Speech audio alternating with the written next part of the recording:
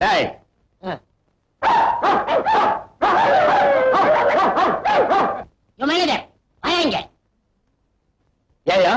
இந்த மில்ல காவல் காக்கிறதுக்கு ஒரு நாய் போறாதா?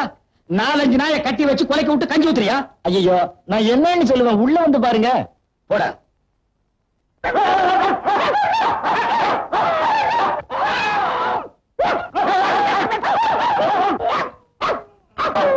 கச்சி 4-5 நாளாவே ஒரு மாதிரியா இருந்தானுங்க.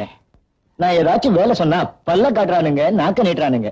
அப்புறம் தாங்க தெரிஞ்சது உங்களை நாய் கடிச்சிருக்குன்னு. சரி, நீ போய.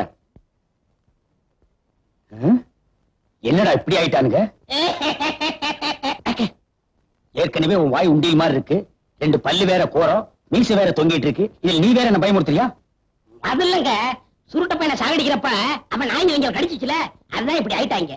நான் போய் டாக்டரை கூட்டி வந்துட்டுமா? மடையா, சொந்தக்காரங்களுக்கு சொல்லி அனுப்பிச்சிரு. சுடுகாட்டுல ரெடியா 3 குழி தோண்டி வச்சிரு. அந்த சுருட்ட பைய சாகரப்ப எனக்கு சாபம் கொடுத்தானடா, நான் சாகர வரைக்கும் நிம்மதியா இருக்க மாட்டேன்னு. சாட்சியா இருந்த அத்தனை பேரு இப்ப நாயா கொலைச்சு சாக போறானுங்க.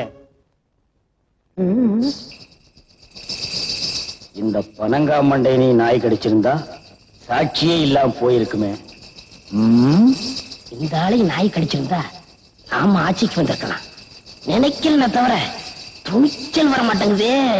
நீ என்ன நினைக்கிறேன்னு எனக்கு தெரியும், அதெல்லாம் தப்பு.